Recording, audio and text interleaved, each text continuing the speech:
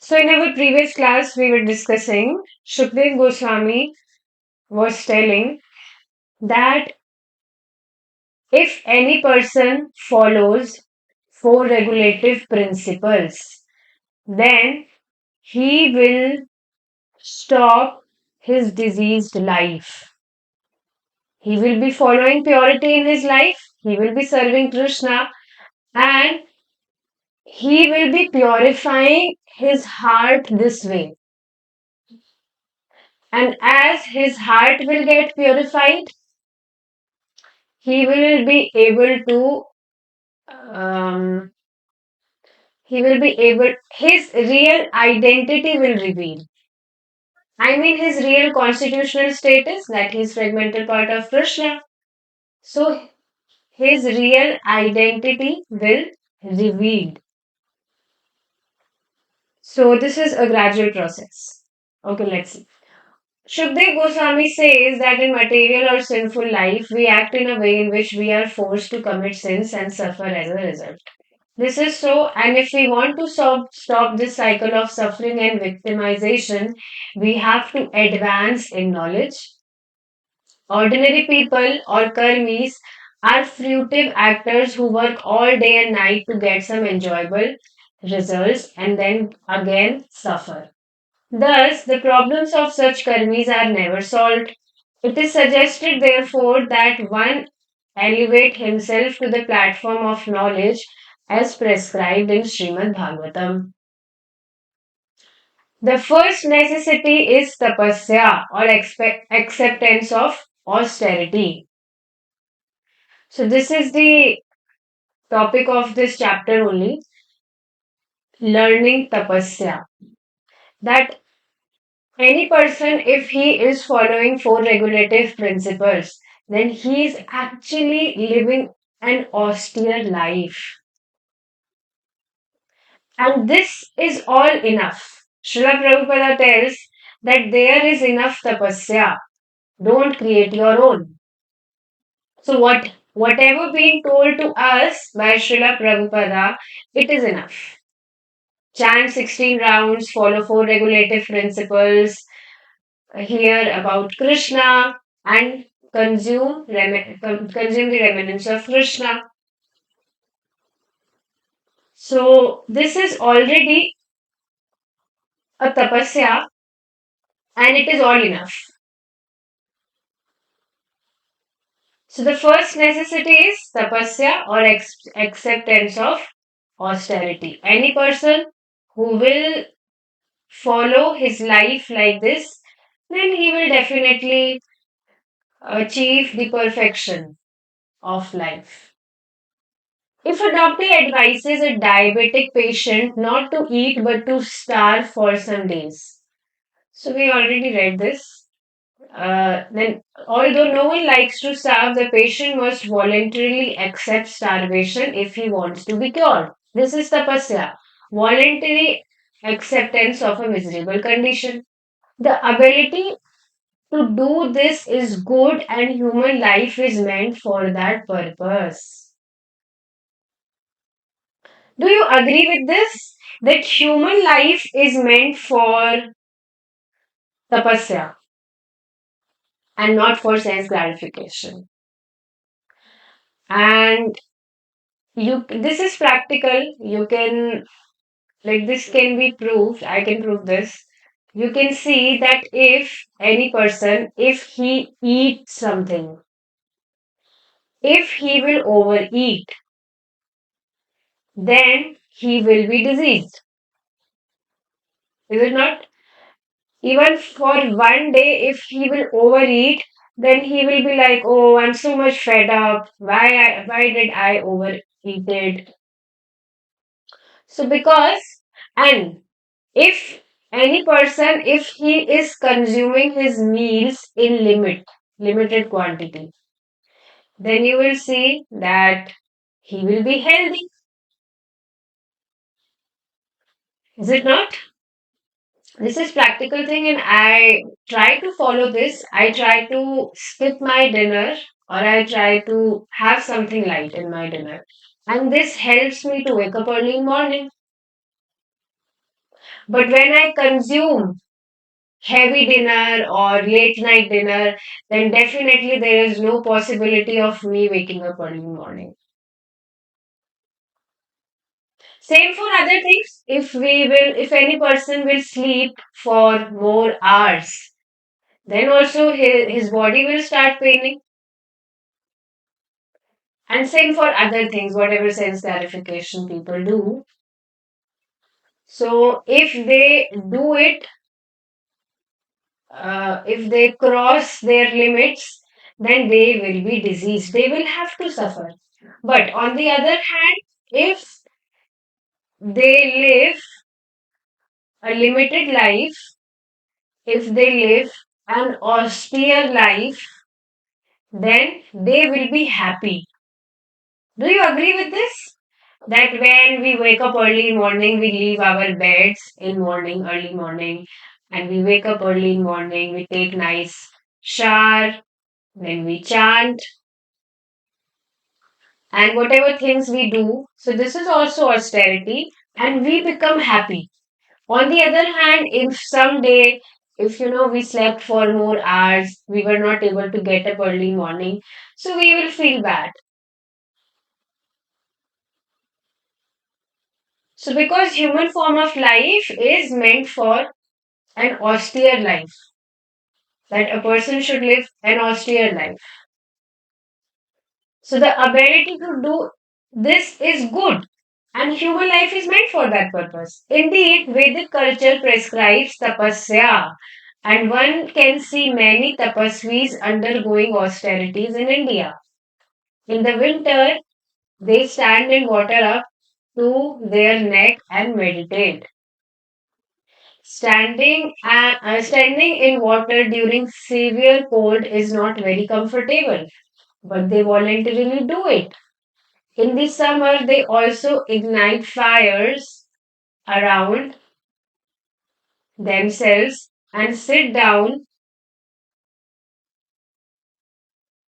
um, and sit down in midst of the blazes and meditate. These are examples of severe tapasya undertaken by many ascetics in India.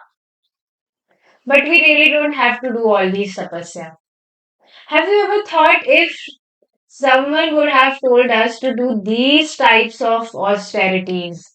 You just go and stand in cold water in winters. You need to do that. You have to do that.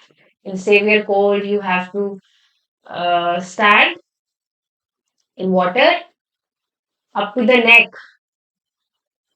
and you have to meditate. You have to chant Hare Krishna, Krishna Krishna, Hare Hare, Hare Rama, Rama Rama, Hare Hare. You know, in this age of Kali, it is it is a tapasya to just sit down comfortably on our whatever beds or sofas and chant. This is also tapasya for people. For this is tapasya for us, not for people. We are those people. We even want breaks when we are chanting our 16 rounds. Sometimes it becomes difficult to chant in one sitting. So yes, there is no need to do such austerities.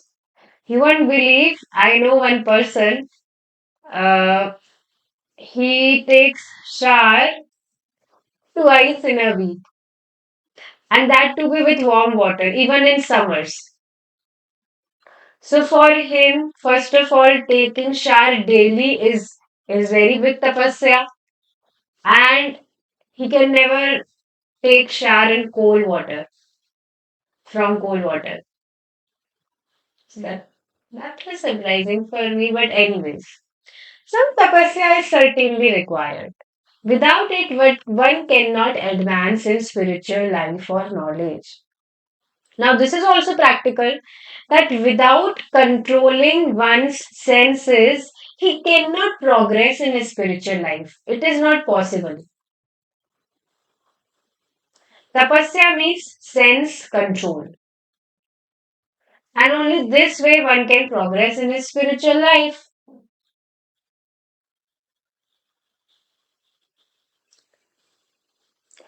Do you agree that you are controlling your senses right now when you're sitting in class and hearing? Do you agree on this? But does it feel like austerity to you if you're sitting and you're hearing like this? So, what I'm trying to tell here is that tapasya, austerity in Krishna consciousness is very, very easy, very, very natural. Basically, whatever we have been doing in our past lives, not past life means when we were not in Krishna consciousness, whatever we were doing, we don't have to change anything. We just have to turn it towards Krishna. Earlier, we were putting ourselves in center, our sense gratification. But now the only difference is you need to put Krishna in your center and then do whatever you wish to do. Just like Prabhuji was telling, His Holiness Loknath Swami Maharaj, he says that I can't live without music. Music is something which I really love. So now he has not, left this music thing, but he has turned it towards Krishna. He sing for Krishna. Same way, if any person loves to cook, then you don't have to give up your cooking thing. You just have to cook it for Krishna. If you love to paint, then you really don't have to quit your painting. You paint it for Krishna. It's just that easy. You don't have to quit anything.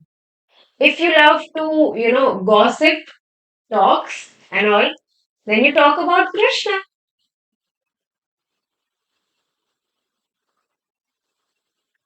So it's just that easy.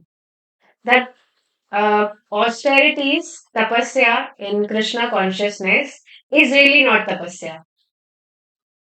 And in beginning, one may think that, oh, it is too much for me to perform all these things, to practice all these things. But gradually, as we progress, it becomes natural for us. Always remember this thing that whatever devotional services we are doing, if we are feeling burdened, then that is because of the contamination of our heart. If we are serving Krishna, so this should be natural for us that we experience natural taste when we are serving Krishna. But if we are not experiencing something like this right now, so that is because of our diseased condition. And the only way to get cure this disease is chanting and hearing about Krishna or whatever services you wish to do for Krishna. If we simply engage in the animal propensities of eating, sleeping, mating, and defending, not accepting the tapasya process, human life is a failure.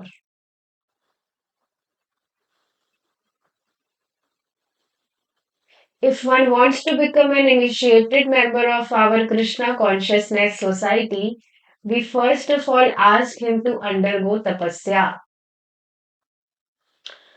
So, yes, when in Bhagavad Gita class, Prabhuji was discussing the shlokas of chapter 16, first, second, third shloka.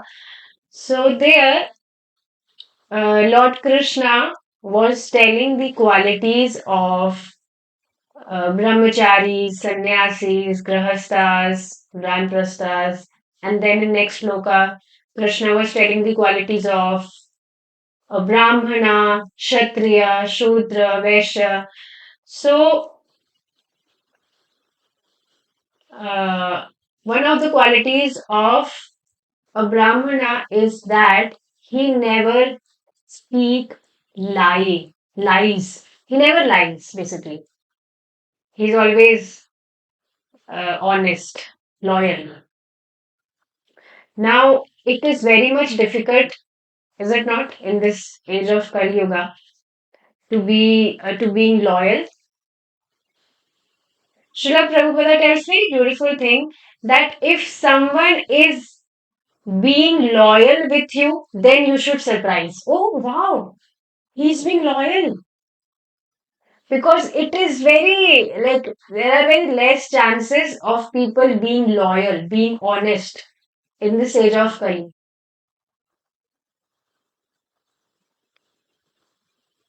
So yes, Srila Prabhupada tells that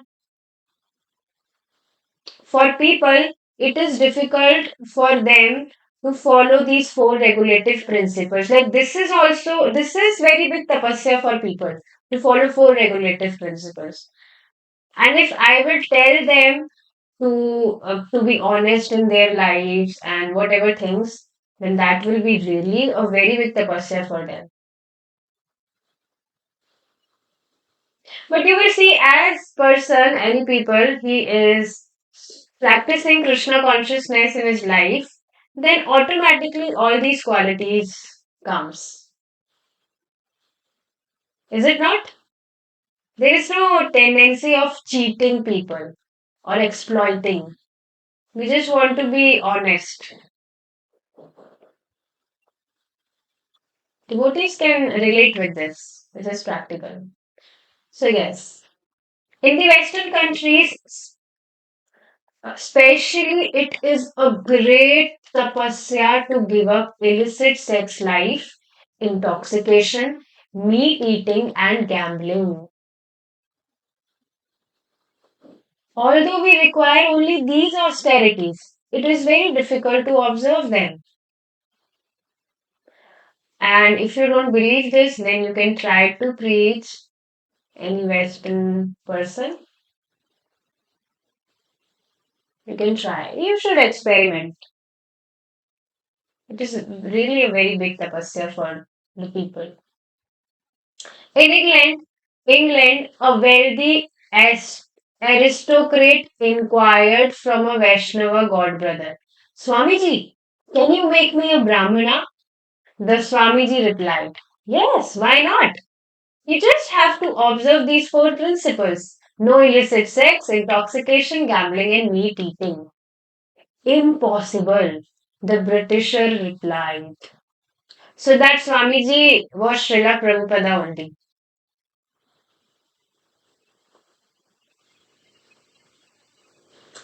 So, are you getting this thing that these are the qualities of a Brahmana? And you will not find any person following this much purity in his life.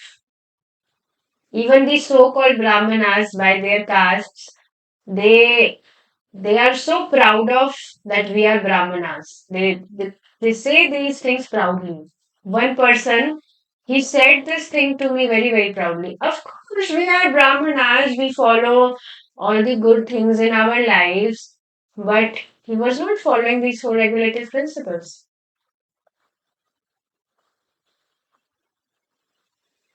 Yes, it is impossible for in Europe or in America, self indulgence is the way of life from the very beginning.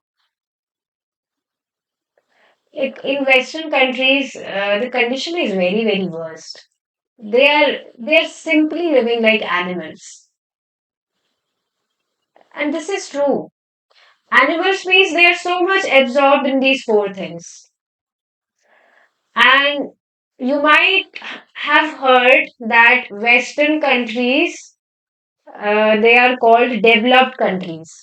So they are developed in these animalistic things actually,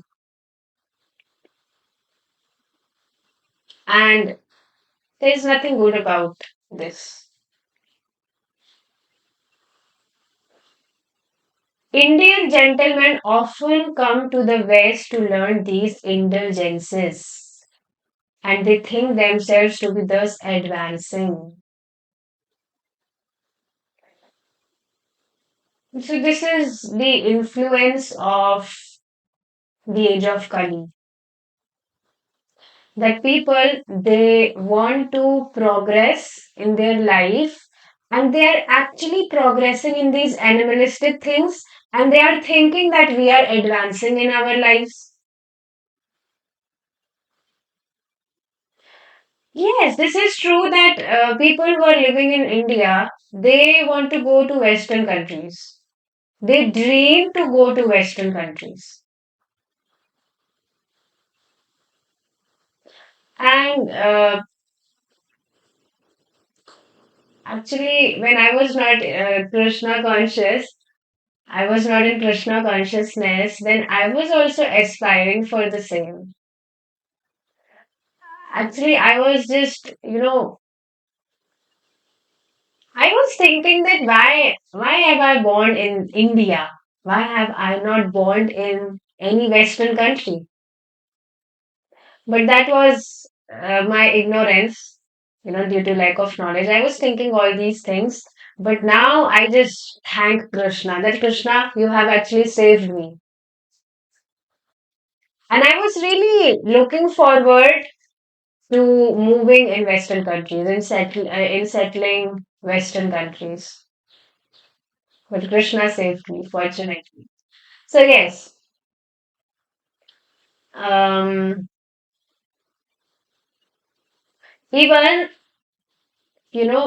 mother of Srila Prabhupada, she was also wanting Srila Prabhupada to become a nice lawyer and he may shift in Western country. But his father was always against that, no, because he was aware of the tradition of Western countries.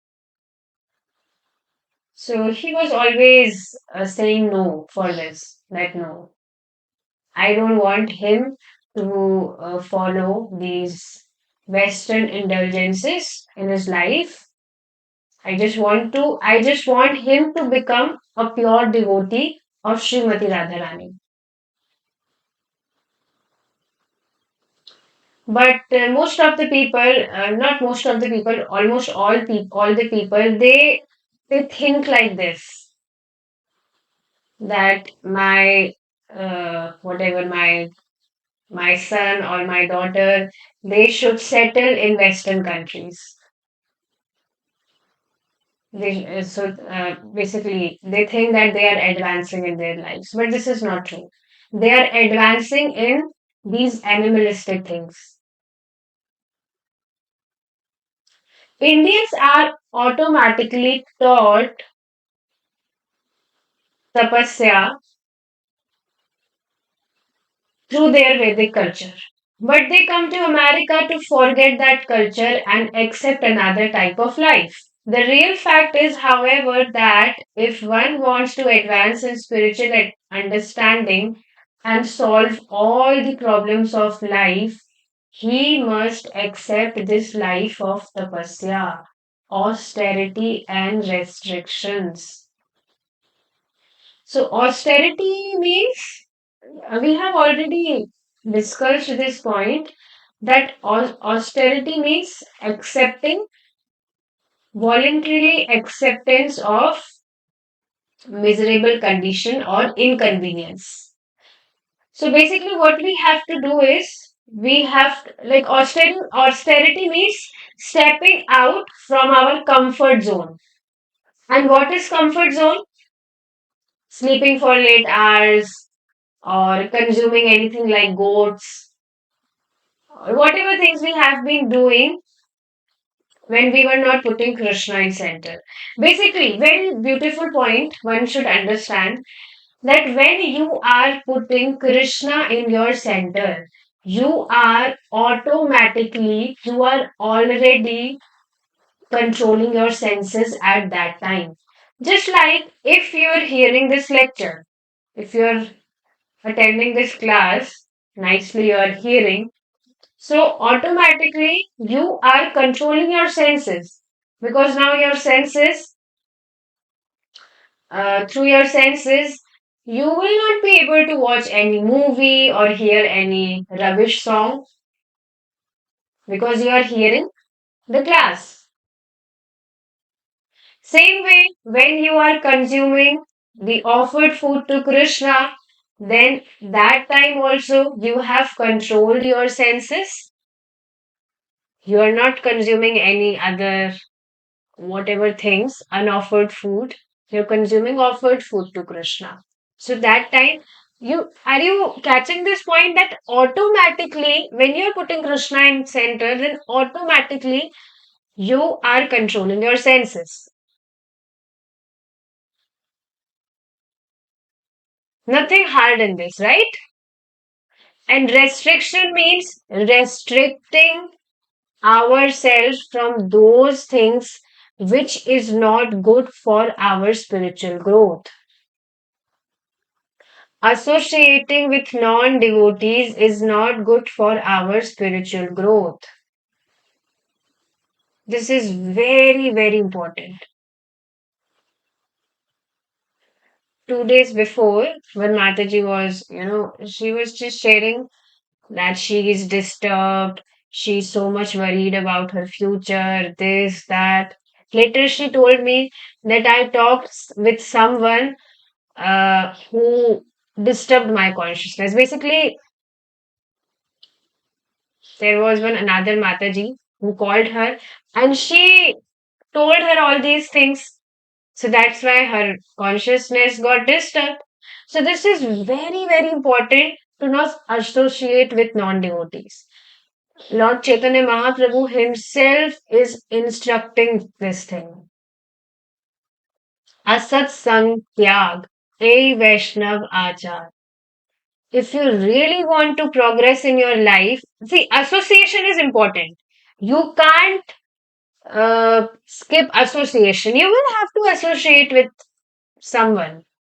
So, good thing, like better is you associate with devotees always. If you want to talk with someone, you just talk with devotees. There are many sweet devotees in our group. You can talk with them.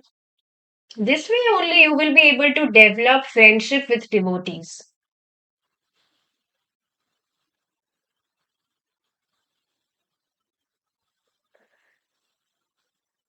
So yes, restriction means restricting ourselves from all those things which is not good for our spiritual growth. Watching movie is not good for our spiritual growth. Reading newspaper is not good for our spiritual growth. Watching whatever news or hearing whatever rubbish songs, these things are not good for our spiritual growth. Basically, anything which is not in relation to Krishna, we have to restrict ourselves from all those things. And this is for our good only. Otherwise, only just few minutes of bad association or whatever bad things we do, which is not in relation to Krishna, that immediately disturbs our consciousness.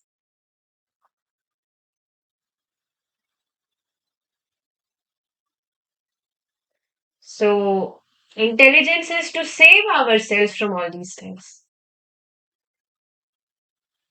Okay, one more point I want to put here. Uh, Srila Prabhupada is telling here that Indians, they also see Indian gentlemen often come to the West to learn these indulgences and they think themselves to be thus advancing. So yesterday only Prabhuji was telling this thing. I was not aware of this. That even devotees they join ashrams so that they may go to Western countries.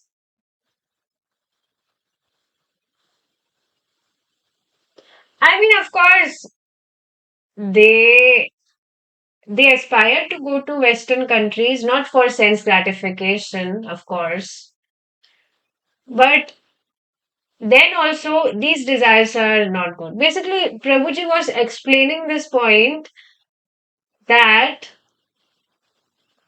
uh, suppose if you visit a doctor, not doctor, suppose if you visit to a man who is a builder. Are you understanding? Builder, he builds buildings and all. And you just suppose you visited to him, and after visiting to him, you are asking him to give something which may destroy a building. You're asking that particular person that, oh, builder, please give me something so that I may destroy my building. So he will be like, what are you asking from me? I am a builder. Then how can I give you something which may destroy your building? I can give you something which may build your building nicely. So, same way, if you are, serving Krishna, then you should ask Krishna for something which is good for your spiritual progress, for your spiritual life, and not for something which will which will be a hindrance for your spiritual growth. See, we living beings, we are independent for desiring. Krishna always sanctions our desires. Because this is how, like, this is love of Krishna towards living beings. Just like, suppose, any kid, any children, any child, he is stubborn. He's asking for something that I want this, I want this, I want this. Even though his parents know that this particular thing is not good for his children, his child. But then also, because he is like, he's stubborn about whatever he's asking for, then parents will give him that, okay, if you're not understanding, then okay, you may take it. Then you will understand by yourself that that thing was not good for you. This often happens, is it not? So same way, Krishna, he sanctions our desires. So even if any person is desiring for something which is not good for his spiritual growth, Krishna will give him that.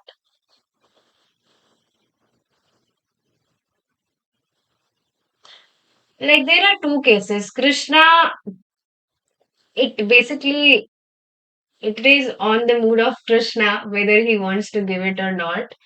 If it is like very, very bad thing which is really not good for your spiritual growth, then Krishna will not sanction that desire.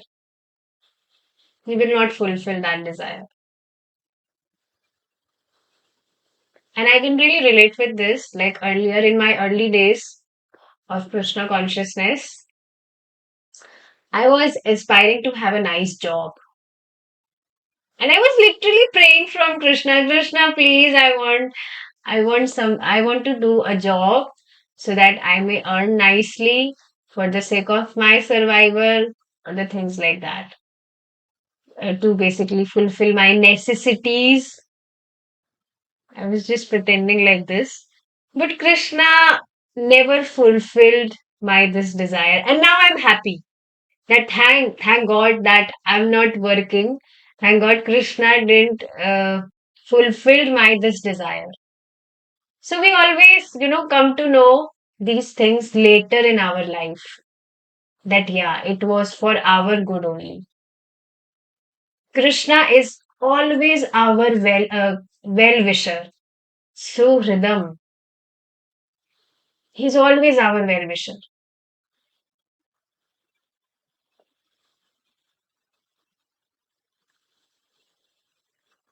Okay, moving forward. Restriction is for human beings, not for animals. We encounter restrictions daily in our common dealings. We cannot drive a car on the left or run a red light without risking appre- apprehension by the law. If a dog, however, walks on the left side of the street or crosses against a red light, it is not punished uh, because it is an animal. Do you agree on this? Rules are for us and not for animals. And you might have seen this that dogs, they often come to the mid of the road sometimes. And because of that reason, we have to suffer the accidents. It might not happen. It often happens because that dog, he is a dog. He is an animal. So he never understand. He's not blessed with such consciousness to understand what are rules, what are restrictions. So rules are not for the animals. The law therefore makes distinctions between human beings and animals because human beings supposedly have advanced consciousness. This is clear. If we do not follow rules and regulations, we again lapse into animalism. And we will always, if we will contemplate on this, then we will find that we always been following some rules and restrictions in our lives. Is it not? That in morning after waking up, we will take shower, whatever things. We have been following some rules and regulations. Some rules and regulations. Some, little. And you will not find people to follow some rules also these days.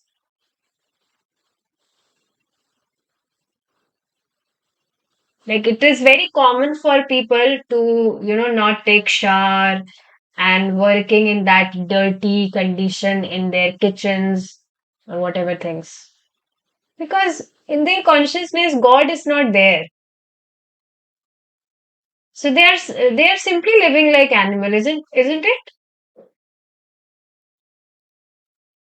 So if we do not follow rules and regulations, we again lapse into animalism. Apparently, propaganda is being made celebrating freedom as opposed to a regulated life. But one who sees things as they are can understand that freedom from all restriction is animal life. So, yes, people think that we will live a free life, so we are actually celebrating. But reality is that if we are not following any rules and regulations in our life, if we are not following a regulated life, then we are actually living a life of an animal. Have you ever seen a dog, after waking up? Have you ever seen taking him a nice shower and then consuming his meals or brushing his teeth?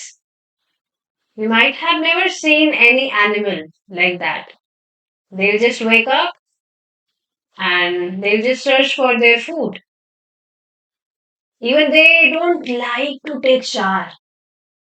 Now, why I'm saying this? I remember there was a time when we had a pet dog, pet puppy.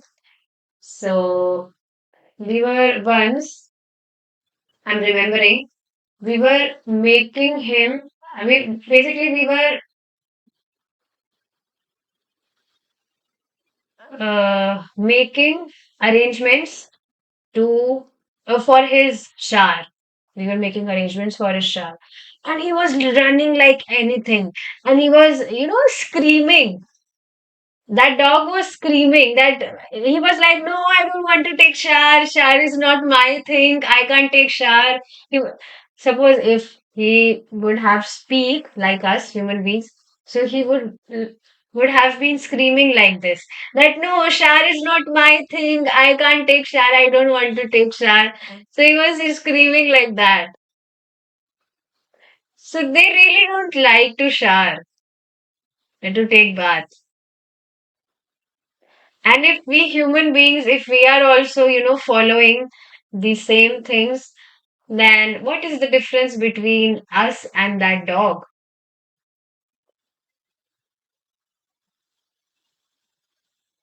So yes, if any person is thinking that if he like living a free life, he's not following any rules and regulations, he's celebrating.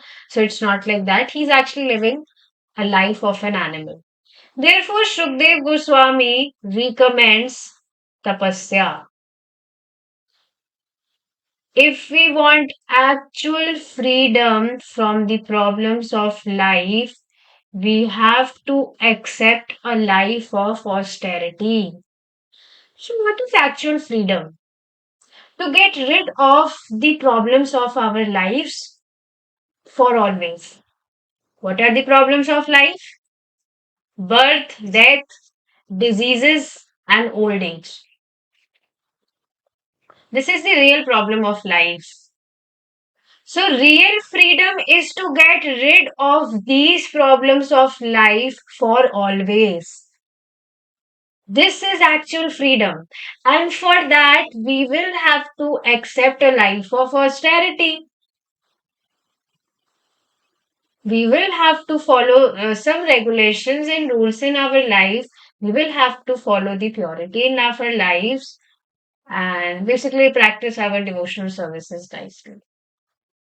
Bondage to material life is the only other alternative.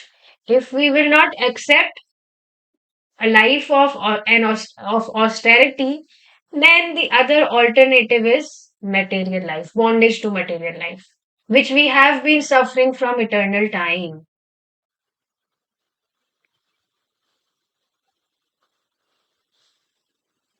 Is it not? So see, as now we are becoming aware of this thing that yeah, this material life is really full of problems. There is really problems. There are really problems in material life, and we should really get rid of these things. So as we are becoming aware of these things, this is practical, is it not? Earlier, also, when we were not in Krishna consciousness, when we were not following purity in our life, then also it's not like that, that problems were not there in our lives. Problems were there. But it's just we were not conscious. We were just assuming those things as a part of our lives. But this is really not a part of a life. And this we come to know when we gain knowledge.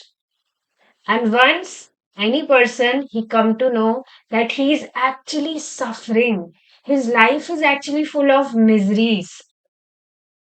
See, this is very, very true that when we hear scriptures, we really become aware of this thing that literally our life is full of misery if we are not serving Krishna.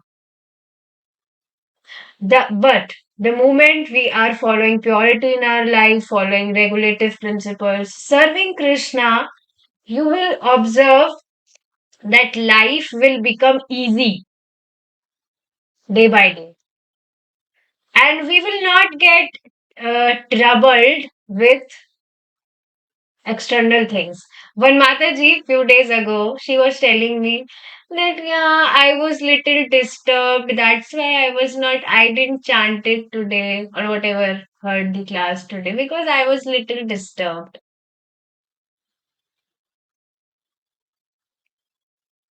What did we learn in our previous classes? We learned one shloka, Avyabhicharini Bhakti.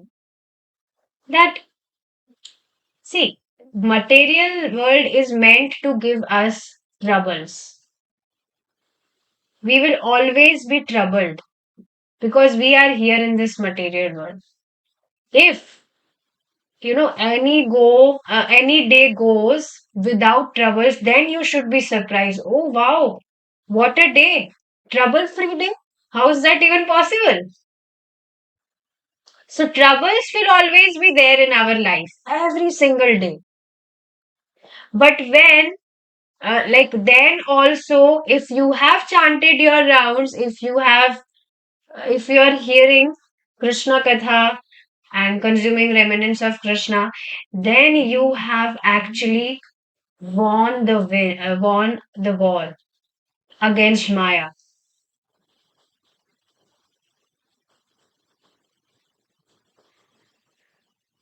So you should check like this every single day that if you were able to chant your rounds today, you were able to hear about Krishna today, if you were able to consume remnants of Krishna today, then you have actually, uh, won the war against Maya. Every single day is like a war against Maya. She will always trouble us. She will always make such situations in our lives which will, which will become hindrance to follow our whatever things we follow.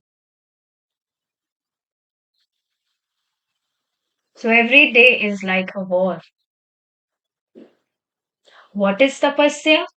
What is austerity? The first principle of austerity is brahmacharya, restricted sex life.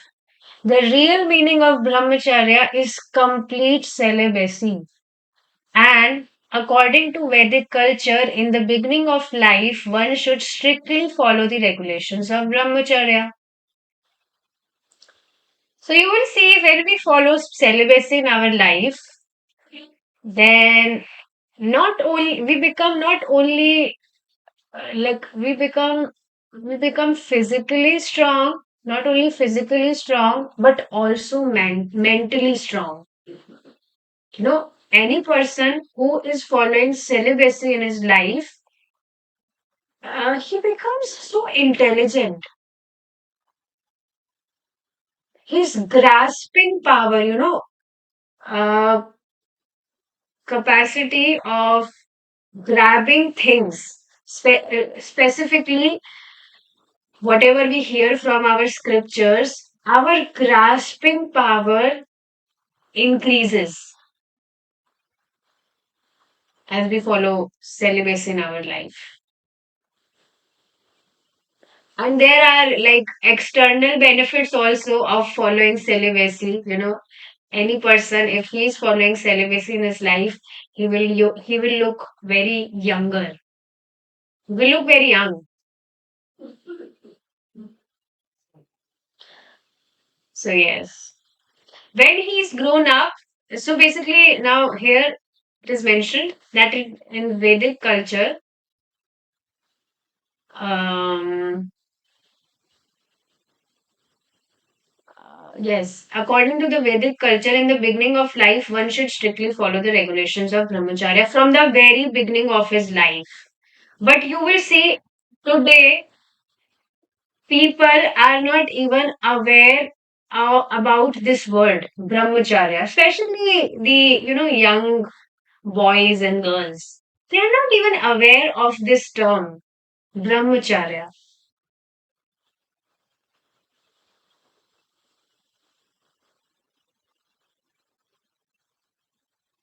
This is true. When he is grown up, the brahmachari can marry and become grahastha, and as a grahastha, he can have sex. But in the brahmacharya life, strict celibacy is the rule. So yes, in grahastha also, uh, this this activity should be performed for the sake of raising kids. That's it, and not for sense gratification. But in the brahmacharya life, strict celibacy is the rule. In the present age, people have become degraded for what? For want of tapasya because they are not taught how to execute tapasvi life. This is true. People are not aware of these things.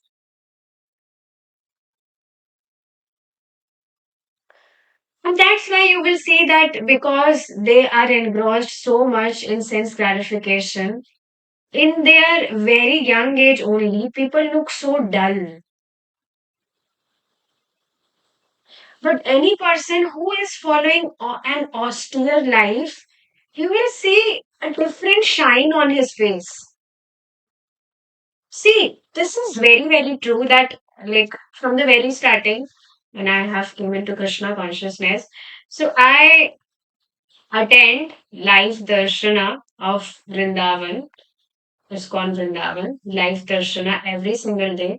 Where I used to see devotees in like on Zoom. But when I visited Vrindavan this time, and when I saw devotees in temple, I was just astonished. There was a different shine on their faces.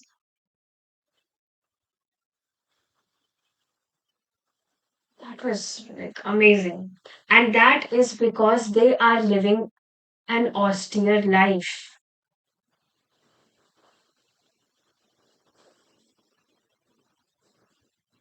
So it makes a really big difference. Anyways, we will continue our discussion in our next class now. Let me just read this one more line. Criticism for its own sake will not do. One must effectively trained in the life of tapasya. Okay. We will discuss the remaining part in our next life if Krishna's willing. Thank you so much for joining. Hare Krishna. Jai Srila Prabhupada.